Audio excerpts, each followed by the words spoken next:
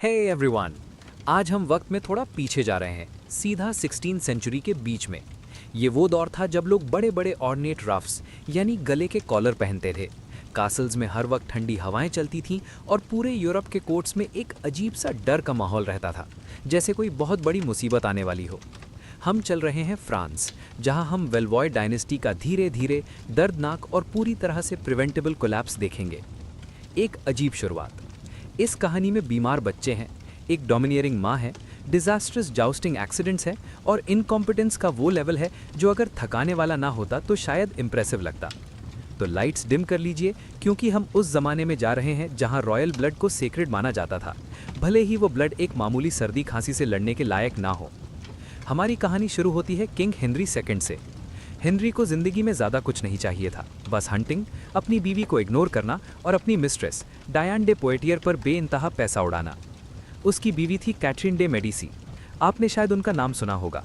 History ने उन्हें एक विकेट स्टेपमदर या पॉइजन की एक्सपर्ट के रूप में दिखाया है, पर सच तो ये है कि वो बस एक बहुत थकी हुई औरत थी जो अपने कमज़ोर बच्चों और एक ऐसे देश को संभालने की कोशिश कर रही थी जो रिलीजियस वॉर्स की वजह से खुद को आग लगाने पर तुला था।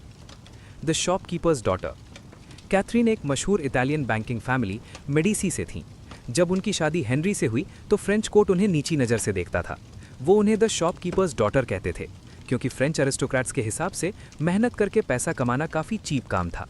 शुरुआत के 10 सालों तक हेनरी ने कैथरीन को बिल्कुल भाव नहीं दिया। वो अपनी मिस्ट्रेस डायन के साथ ही बिजी रहता था, जो उससे 20 साल बड़ी थी। फिर कैथरीन प्रेग्नेंट होना शुरू हुई और फिर वो रुकी नहीं। 1544 से 1555 के बीच उन्होंने 10 बच्चों को जन्म दिया। उस जमाने में जब इन्फेंट मोर्टालिटी रेट बहुत हाई था, 7 बच्चों का बच जाना किसी चमत्कार से कम नहीं था। हालांकि उन्हें सर्वाइवर्स कहना थोड़ा ज़्यादा हो जाएगा, वो बस किसी तरह लिंगर्ड थे। वल्वॉय खानदान के बच्चे शुरू से ही काफ़ी बीमार रहते थे। उन्हें फीवर्स, रेस्पिरेटरी प्रॉब्लम्स और एक अजीब सी उदासी मेलनकोलिया रहती थी जो उन्हें हफ्तों तक बिस्तर पर रखती थी। ऐसा लगता था जैसे कुदरत ने वल्वॉय फैमिली का जेनेटिक मैप बनाते वक्त कुछ लाइंस मिटा दी हैं। पर इससे पहले कि बच्चे बड़े होकर अपनी बीमारियों के साथ राज करते, उनके बाप हेनरी सेकंड को सीन से एग्जिट लेना था, और उन्होंने ये काम इतने अजीब और स्टूपिड तरीके से किया जो हमारी आज की पूरी स्टोरी का थीम है। वो काला दिन, समर ऑफ 1559। जून 1559 की बात है।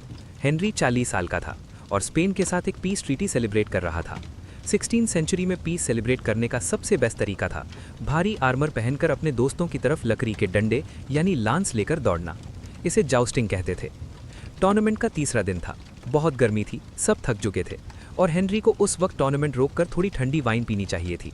पर हेनरी को एक आखिरी राउंड खेलना था, द चैलेंज।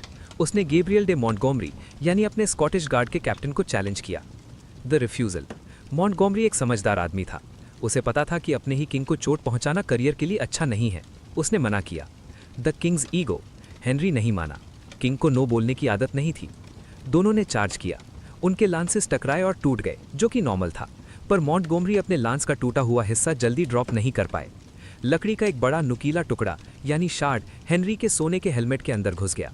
वो सीधा उसकी राइट आंख के ऊपर से होते हुए दिमाग तक चला गया। हेनरी की मौत तुरंत नहीं हुई। 16th सेंचुरी इतनी मर्सीफुल यानी दयालु नहीं थी कि उसे जल्दी निजात दे देती। हेनरी पूरे 10 दिनों तक तड़कता रहा। यूरोप के सबसे बड़े डॉक्टर्स को बुलाया गया और उन्होंने वही किया जो वो हमेशा करते थे, ब्लीडिंग यानी शरीर से खून निकालना और जख्म पर अजीबोगरीब लेप लगाना। एक पॉइंट पर तो उन्होंने हद ही कर दी।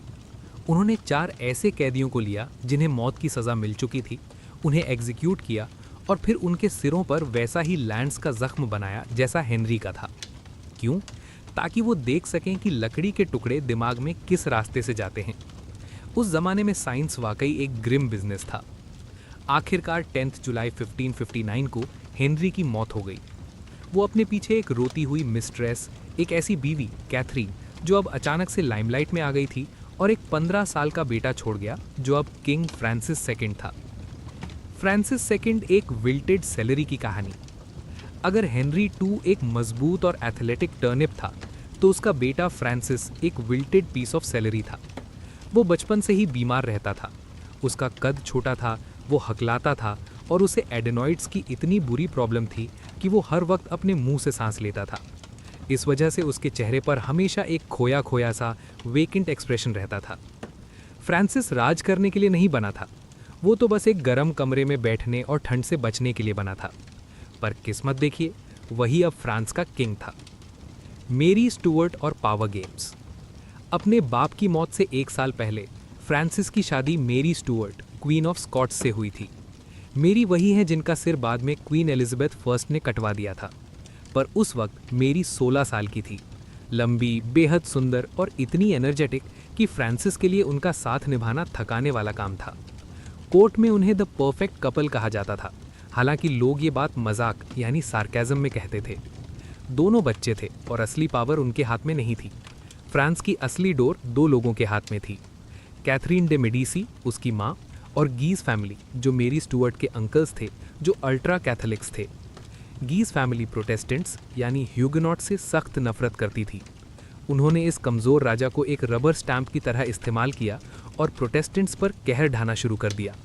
पर धर्म के नाम पर लोगों को जिंदा जलाने से कभी शांति नहीं आती, सिर्फ आग और भड़कती है। एक कान का दर्द और अंत। फ्रांसिस सेकंड ने अपने 17 महीने के राज में सिर्फ वही किया जो उसके अंकल्स ने कहा। वो बस यहाँ से वहाँ घूमता रहा और ठंड से बचता रहा।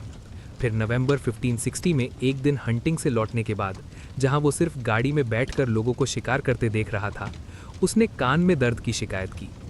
आज के ज़माने में कान का दर्द एक मामूली बात है, पर 1560 में एक वैलॉय किंग के लिए ये मौत का फरमान था। ये इन्फेक्शन बढ़ गया और दिमाग तक पहुँच गया, जिसे शायद मैस्टोइडाइटिस कहते हैं। डॉक्टर्स ने फिर से अपने अजीब दिमाग लगाए। उन्होंने सुझाव दिया कि फ्रांसिस के स्कल में, खोपड़ी में एक छेद कर दिया जाए ताकि प्रेशर कम हो सके।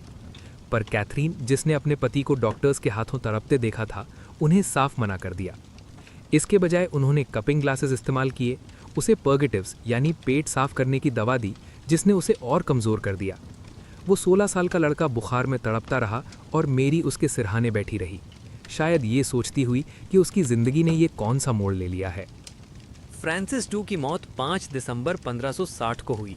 वो 1 साल से भी कम वक्त के लिए किंग रहा और उसका एक ही कंट्रीब्यूशन था, अपनी फैमिली के धीरे धीरे होते कोलैप्स का पहला डोमिनो बनना।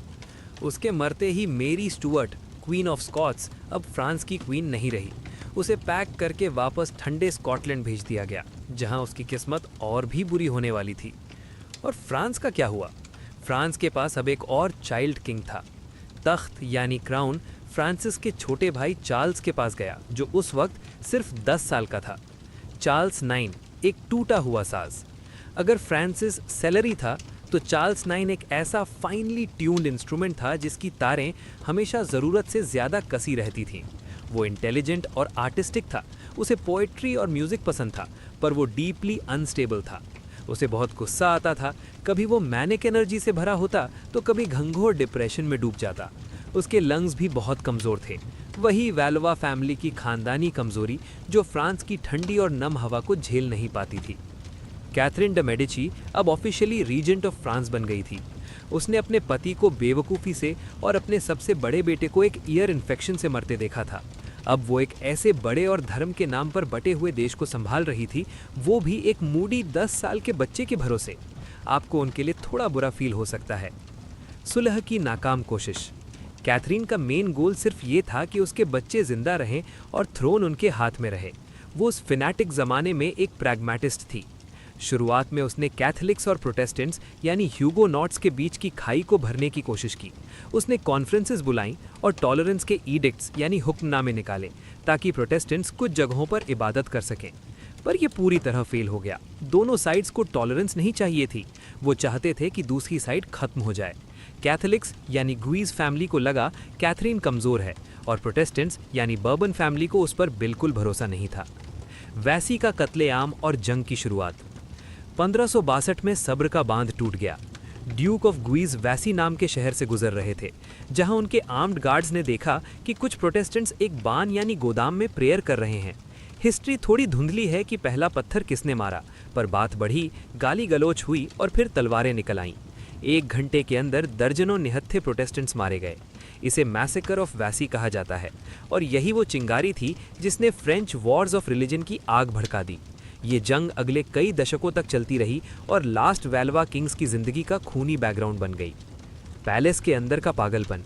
जब बाहर देश जल रहा था, चार्ल्स 9 पैलेस में अपनी एक अलग ही दुनिया में था। उसे अजीब और जुनूनी पैशन सवार रहते थे। एक बार उसे ब्लैकस्मिथ यानी लोहार बनने का शौक चढ़ गया। उसने लूव्र पैलेस में भट्टी लगवाई और घंटों गर्म लोहे पर हथौड़ा चलाता रहता। कोर्ट के लोग हैरान थे। वो चाहते थे कि उनका किंग किंगली काम करे, ना कि पसीने में लथपथ लोहा पीटे। वो बहुत जल्दी लोगों के असर में आ जाता था। उसे एडमिरल गैस्पर डे कोलिनी, एक प्रोटेस्टेंट लीडर, बहुत पसंद था। कोलिनी उसके लिए एक फादर फिगर बन गया था, जिस वजह से कैथोलिक्स भड़क गए और कैथरीन को भी घबराहट होने लगी। उसे किसी और का अपने बेटे पर कंट्रोल पसंद नहीं था। चार्ल्स की फिजिकल हेल्थ भी गिर रही थी। उसे हमेशा खांसी रहती और अक्सर बुखार होता। वो पागलपन की हद तक हंटिंग करता था, जैसे कि वो अपनी बीमार किस्मत से पीछा छुड़ा रहा हो। वो तब तक घोड़ा दौड़ाता जब तक वो बेहोश ना हो जाए या खून की उल्टियां न करने लगे। पर चार्ल्स 9 की जिंदगी का सबसे भयानक मोड़ अब आने वाला था। ये एक ऐसी घटना है जो इतनी डार्क और इतनी बुरी तरह से बंगल्ड है कि यकीन करना मुश्किल है। और जाहिर है इसकी शुरुआत एक शादी से हुई। क्या आप जानना चाहेंगे कि उस ब्लडी वेडिंग में क्या हुआ और कैसे चार्ल्स 9 ने अपनी जिंदगी का सबसे खौफनाक फैसला लिया? अब हम पहुंच चुके हैं अगस्त 1572 में। पेरिस की गर्मी बर्दाश्त के बाहर थी। वो ऐसी उमस भरी हवा थी जो किसी का भी मिजाज चिड़चिड़ा कर दे। कैथरीन डे मेडिसी ने अपनी थकी हुई पर चालाक विजडम में ये फैसला किया कि 10 साल की सिविल वॉर ख़त्म करने का सबसे बेस्ट तरीका है एक शादी। ये शादी होनी थी उनकी बेटी मार्गरेट ऑफ वैलुआ, जिसे प्यार से लोग मार्गो कहते थे, और प्रोटेस्टेंट्स के लीडर हेनरी ऑफ नवार के बीच। कागज़ पर यह एक मास्टर स्ट्रोक था, पर रियलिटी में ये बिल्कुल ऐसा था जैसे किसी भड़कती आग को रेशम के कपड़े से बुझाने की कोशिश करना। एक बेमेल शादी।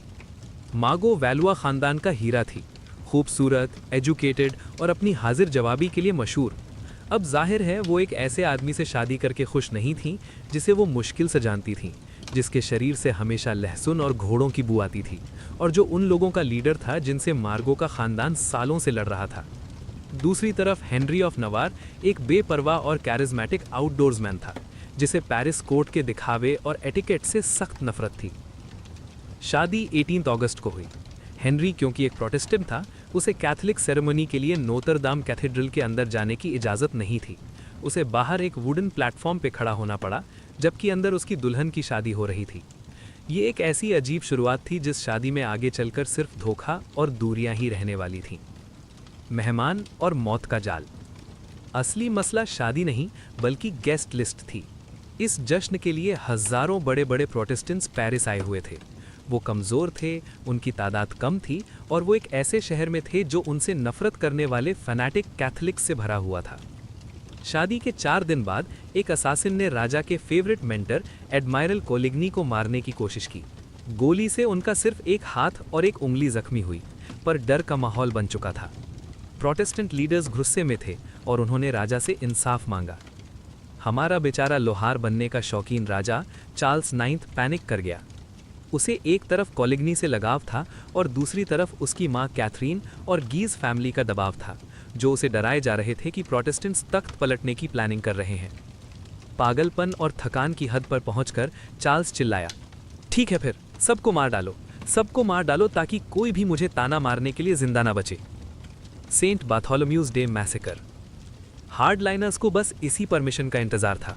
23 अगस्त की रात सेंट बार्थोलोम्यूज ईव के सेंट जमेन लॉजेरॉयस चर्च की घंटियां बजने लगी।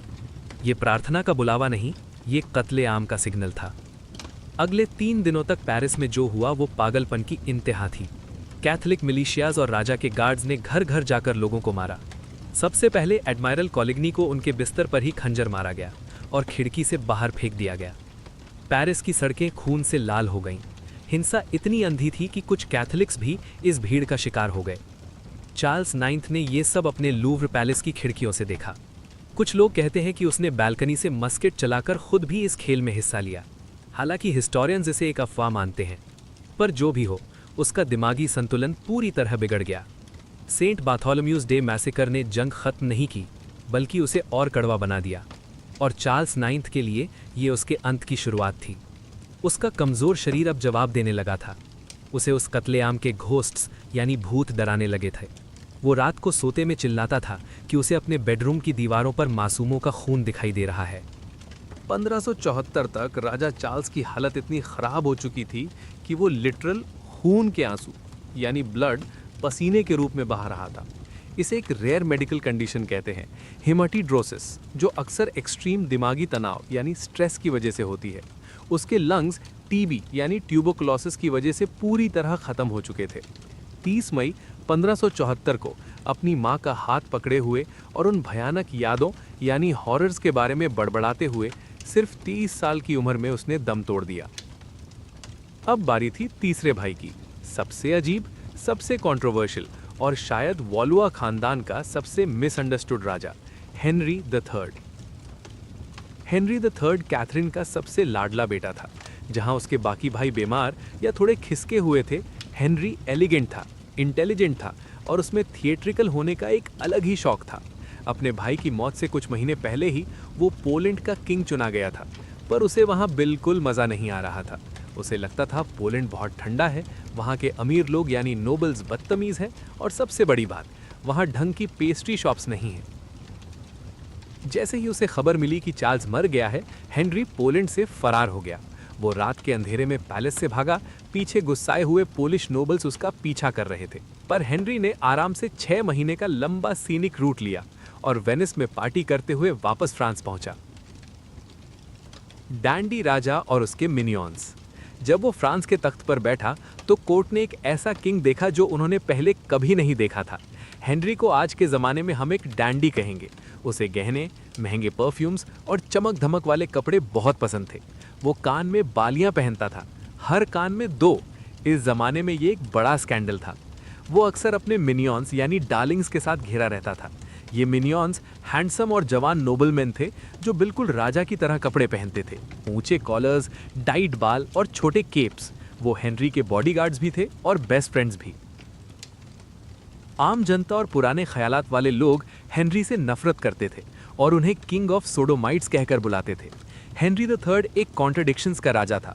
एक हफ्ते वो वाइल्ड डेकेडेंट पार्टीज करता और अगले ही हफ्ते वो नंगे पैर पेरिस की सड़कों पर एक फटे पुराने ताट के कपड़े पहनकर चलता और धर्म के नाम पर खुद को कोड़े मारता। The war of the 3 Henrys. जब हेनरी अपने अगले कॉलर के लिए सिल्क का सही शेड चूज करने में बिजी था, तब उसका किंगडम बिखरता जा रहा था। शुरू हुई the war of 3 Henrys. King Henry, वो फ्लैशी वॉलुआ राजा। Henry of Navarre, Protestant faction का लीडर यानी राजा का साला। और Henry duke of Guise, ultra Catholic leader जिसकी पावर पेरिस में राजा से भी ज्यादा थी। हेनरी बीच में फंसा हुआ था। वो राजपाट से ज्यादा अपने पालतू बंदरों और छोटे कुत्तों के साथ खेलना पसंद करता था। कहते हैं कि वो अपनी गर्दन में एक टोकरी लटकाकर घूमता था जिसमें उसके कई सारे लैब डॉग्स यानी छोटे कुत्ते बैठे रहते थे। एक खौफनाक अंत। ड्यूक ऑफ गीज इतना पॉपुलर हो गया कि उसने 1588 में हेनरी द थर्ड को अपने ही शहर पेरिस से भागने पर मजबूर कर दिया। सोचिए, वो रेशम के कपड़े पहना हुआ किंग पैलेस के पीछे के दरवाजे से भाग रहा है और भीड़ उस पर पत्थर फेंक रही है। हेनरी ने ठान लिया कि अब बहुत हुआ। उसने ड्यूक ऑफ गीज को एक प्राइवेट मीटिंग के लिए अपने बेड चेंबर में बुलाया। जैसे ही ड्यूक अंदर आया, राजा के पर्सनल गार्ड्स यानी द 45 ने डैगर्स यानी खंजर से उस पर हमला कर दिया। हेनरी पर्दे के पीछे से ये सब देख रहा था। जब ड्यूक मर गया, हेनरी बाहर आया और लाश को एक लात मारी और कहा, खुदा की कसम, ये मरने के बाद जिंदा से ज्यादा लंबा लग रहा है। ये हेनरी की सबसे बड़ी गलती थी। इस कत्ल के बाद पूरा कैथोलिक फ्रांस उसका दुश्मन बन गया। 1 अगस्त 1589 को जैक क्लेमेंट नाम के एक जुनूनी मॉन्क ने सीक्रेट डॉक्यूमेंट्स देने के बहाने राजा से मिलने की कोशिश की। जैसे ही राजा सुनने के लिए थोड़ा झुके, क्लेमेंट ने उनके पेट में चाकू घोंप दिया। अगले दिन हेनरी द थर्ड की मौत हो गई और इसी के साथ हाउस ऑफ वॉलुआ का दर्दनाक और खूनी अंत हो गया। उनका कोई वारिस नहीं था, तो तख्त गया उस आदमी को जिसे सुलह की कोशिश में वो ब्लडी वेडिंग कराई गई थी, हेनरी ऑफ नवार। वॉलुआ खानदान चला गया अपने पीछे खूबसूरत आर्ट और एक थका हुआ देश छोड़कर। पर कहानी अभी खत्म नहीं हुई है। अब हम बॉर्डर क्रॉस करके स्पेन चलेंगे, जहां एक और डायनेस्टी अपनों में ही शादी करके जेनेटिक्स की ऐसी तैसी कर रही थी। क्या आप जानना चाहेंगे कि कैसे स्पेनिश हैब्सबर्ग्स ने अपनी फैमिली लाइन को बचाने के चक्कर में उसे पूरी तरह तबाह कर दिया? अब हम पिरेनीज क्रॉस करके फ्रांस के खूनी और केओटिक कोर्ट से निकलकर स्पेनिश हैब्सबर्ग्स की रिजिड, गंभीर और बेहद अजीब दुनिया में आ गए हैं। अगर वाइल्वर डायनेस्टी अपनी इंस्टेबिलिटी और बुरी किस्मत से खत्म हुई, तो हैब्सबर्ग्स ने तय किया कि पावर बचाने का सबसे बेस्ट तरीका है फैमिली में नए लोग मत लाओ। उन्होंने अपनी जीनियोलॉजी को एक क्लोज्ड लूप बना दिया, एक ऐसा घेरा जो 2 सदियों में धीरे धीरे एक फांसी का फंदा बन गया। प्योरिटी का जुनून और हैब्सबर्ग जॉ। हैब्सबर्ग्स उस वक्त यूरोप के असली मास्टर्स थे। स्पेन, नेदरलैंड्स, इटली का बड़ा हिस्सा और न्यू वर्ल्ड अमेरिका के खजाने सब उनके पास थे। वो बेहिसाब अमीर थे और धर्म के पक्के थे, पर उन्हें एक अजीब बीमारी थी, अपने खून की पाकीज़गी, प्योरिटी का जुनून। पैसा और टाइटल्स खानदान से बाहर ना जाएं, इसलिए उन्होंने अपने कजिन्स से शादी की, फिर अपनी नीसेस से, फिर दोबारा कजिन्स से। 17वीं सेंचुरी के अंत तक स्पैनिश हैब्सबर्ग्स आपस में इतने रिलेटेड थे जितने आमतौर पर सगे भाई बहन होते हैं। इस इनब्रीडिंग का सबसे बड़ा फिजिकल सबूत था हैब्सबर्ग जॉ। ये एक बहुत बड़ा अंडरबाइट था जिसमें नीचे का जबड़ा इतना बाहर निकला होता था कि वो अपना मुंह ढंग से बंद नहीं कर पाते थे और खाना चबाने में उन्हें दिक्कत होती थी। ये एक जेनेटिक वाटरमार्क बन गया था जो कहता था, हाँ, मेरे पेरेंट्स डेफिनेटली रिलेटेड थे। फिलिप फोर्थ और मैरियाना, एक फैमिली रियूनियन। चलिए बात करते हैं उस इंसान की जो इस एक्सपेरिमेंट का ट्रैजिक अंत बनने वाला था, चार्ल्स II ऑफ स्पेन। पर चार्ल्स तक पहुंचने से पहले उसके बाप फिलिप फोर्थ को देखना जरूरी है। फिलिप को अपनी रॉयल ड्यूटीज़ का बड़ा शौक था, खास करके मिस्ट्रेस रखने का। उनके 30 से ज़्यादा इललेजिटिमेट बच्चे थे, पर जब बात प्योर हैब्सबर्ग वारिस की आई तो किस्मत रूठ गई। उनकी पहली बीवी एलिजाबेथ, वही वैल्वॉ बर्बॉन प्रिंसेस के 8 बच्चे हुए, पर सिर्फ एक बेटी जिंदा बची। जब एलिजाबेथ की मौत हुई तो फिलिप ने वही किया जो एक सेंसिबल हैब्सबर्ग करता है, अपनी ही नीस मैरियाना ऑफ ऑस्ट्रिया से शादी कर ली। लड़की की उम्र 19 साल, राजा की उम्र 44 साल। रिश्ता, मैरियाना फिलिप की सगी बहन की बेटी थी। पोप से स्पेशल परमिशन लेकर ये शादी हुई। मैरियाना और फिलिप के 5 बच्चे हुए, पर सिर्फ 2 जिंदा बचे। एक थी मार्गरेट टेरेसा, वो मशहूर लास मेनिनास पेंटिंग वाली लड़की, और दूसरा वो लड़का जो चार्ल्स II बना। चार्ल्स II 1661 में पैदा हुआ और उसके आते ही कोर्ट में एक खामोश सा पैनिक शुरू हो गया। वो एक मजबूत बच्चा नहीं था। जहां आम बच्चे वक्त पर चलते या बोलते हैं, चार्ल्स बहुत पीछे था। वो 4 साल तक चल नहीं पाया और 8 साल तक बोल नहीं पाया। इनब्रीडिंग का असर उस पर एक बायोलॉजिकल चेकलिस्ट की तरह दिखा। जॉ, उसका अंडरबाइट इतना एक्सट्रीम था कि ऊपर और नीचे के दांत मिलते ही नहीं थे। वो खाना चबा नहीं सकता था, इसलिए उसे सब कुछ निगल जाता था, जिस वजह से उसे हमेशा पेट की तकलीफ रहती थी।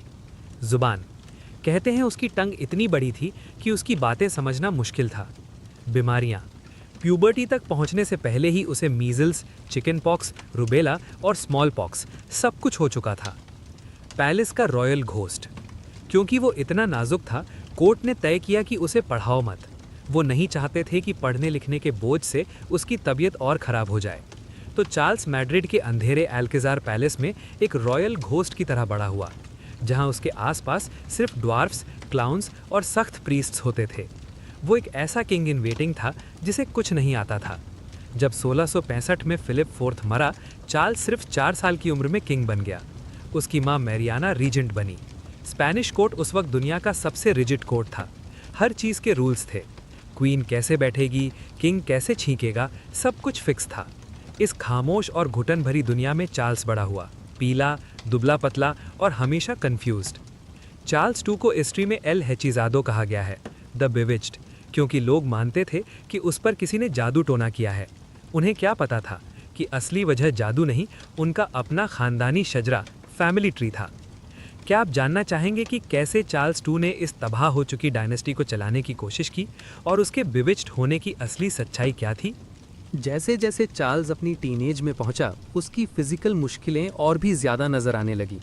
वो बहुत लंबा और हद से ज़्यादा दुबला था। उसका सर लंबा और पतला था और उसकी स्किन का रंग किसी पुराने सड़ते हुए कागज़ यानी पार्चमेंट जैसा हो गया था। उसे अक्सर गहरी उदासी और फेंटनेस के दौरे पड़ते थे।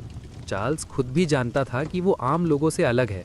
वो उन लोगों की नज़रों में अपने लिए तरस और खौफ दोनों देख सकता था। पर एक हैब्सबर्ग होने के नाते उसकी सबसे बड़ी जिम्मेदारी थी शादी करना और एक वारिस यानी हेयर पैदा करना, ताकि ये सिलसिला चलता रहे। मरी लुईज़ और एक बेमेल रिश्ता। उसकी पहली बीवी चुनी गई मरी लुईज़ ऑफ ऑलियंस, जो फ्रांस के लुई 14 की नीस थी।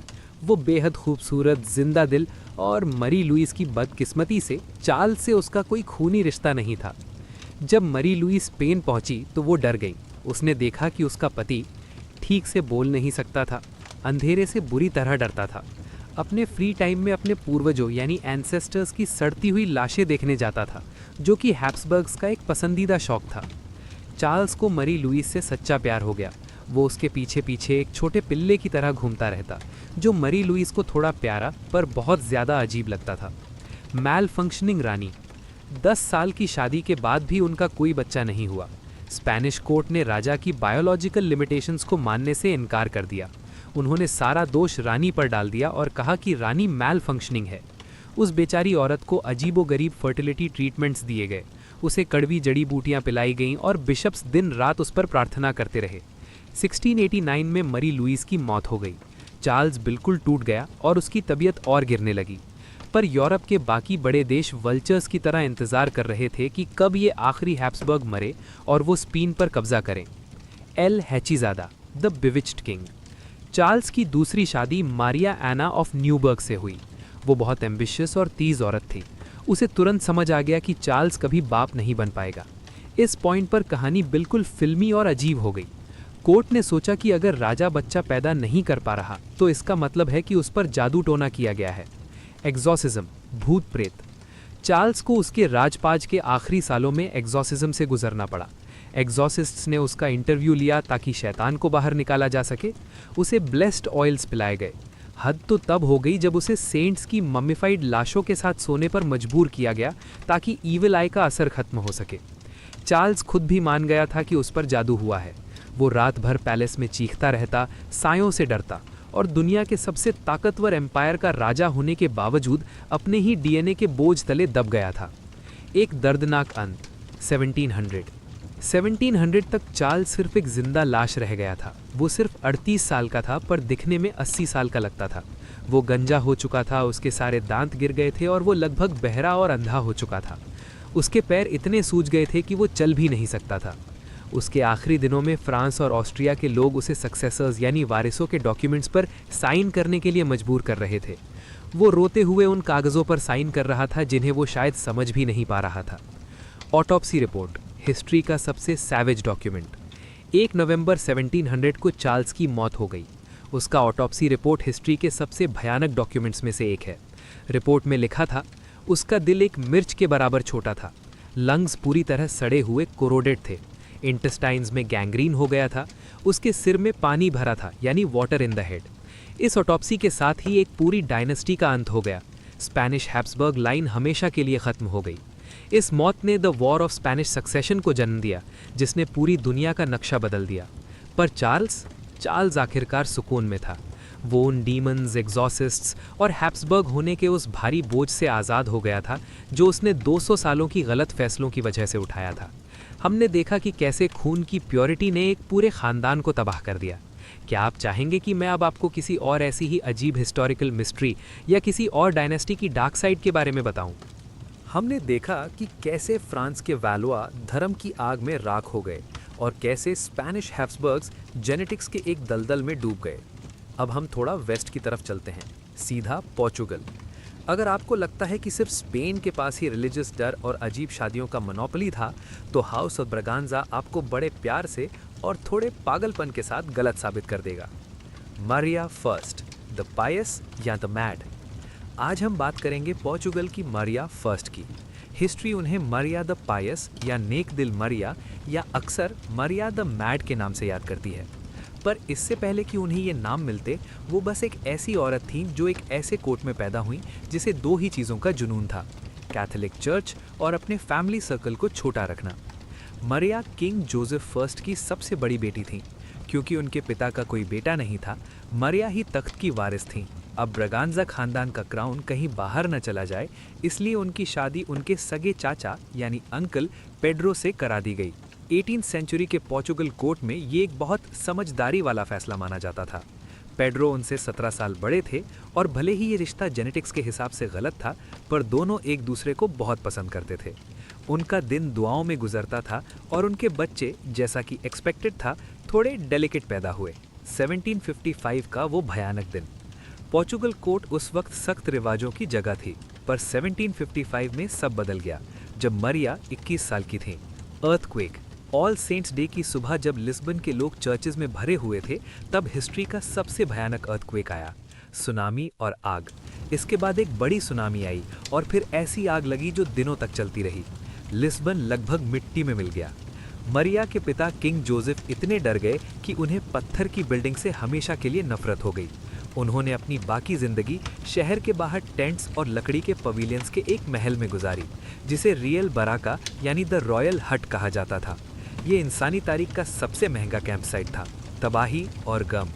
मरिया इसी अजीब लकड़ी की टेम्पररी दुनिया में बड़ी हुई।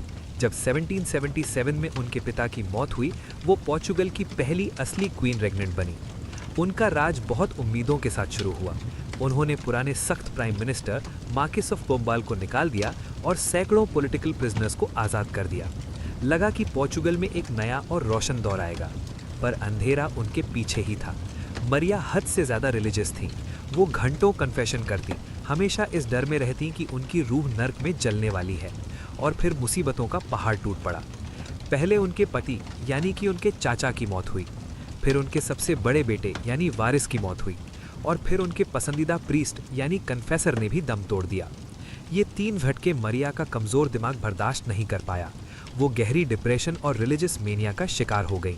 नर्क का डर और डॉक्टर्स का इलाज। मरिया आधी रात को चीखती थी कि उन्हें घसीटकर नर्क ले जाया जा रहा है। उन्होंने काले रंग के गम के कपड़ों के अलावा कुछ भी पहनने से इनकार कर दिया। उनके डॉक्टर्स ने वही पुराने और बेकार तरीके अपनाए जो हमने फ्रांस और स्पेन में देखे थे। एक ऐसी औरत जो सदमे और डर में थी, उसका इलाज उन्होंने आइस कोल्ड बाथ्स और बदन पर ब्लिस्टर्स यानी फफोले बनाकर किया। जाहिर है इससे उनका दर्द कम नहीं हुआ, बल्कि वो और ज़ोर से चिल्लाने लगी। फिर आई 1789 की फ्रेंच रेवोल्यूशन।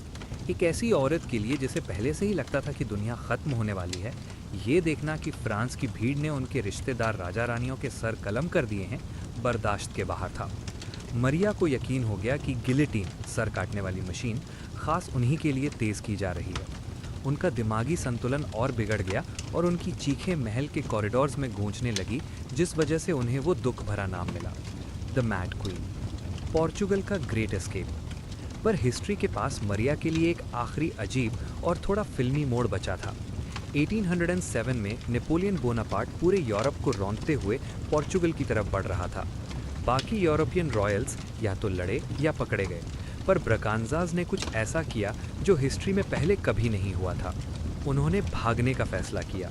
सिर्फ क्वीन ही नहीं, बल्कि पूरी की पूरी गवर्नमेंट, ट्रेजरी, सरकारी आर्काइव्स, सर्वेंट्स और यहाँ तक कि रॉयल लाइब्रेरी भी शिप्स पर लाद दी थी।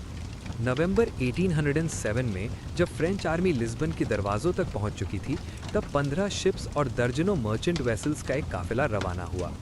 15,000 लोग उन बोट्स में ठुसे हुए थे। ये एक अफरा तफरी भरा एक्सोडस था।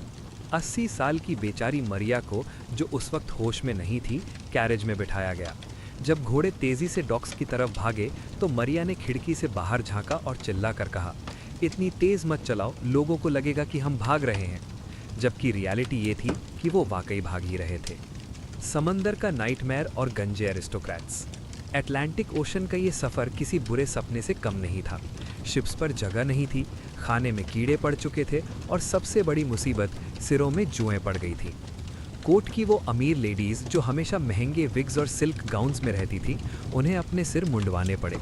उन्होंने पैरासाइट्स को मारने के लिए अपने गंजे सिरों पर सुअर की चर्बी, हॉग्स लार्ड मली। जब वो आखिरकार ब्राज़ील पहुंचे तो वहां के लोग दंग रह गए।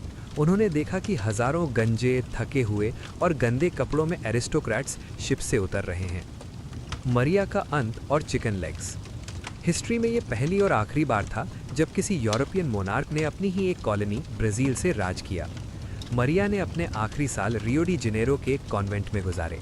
वो एक घोस्ट क्वीन बनकर रह गई थी, जिसने अपना शहर तबाह होते देखा और अपना किंगडम छिनते देखा।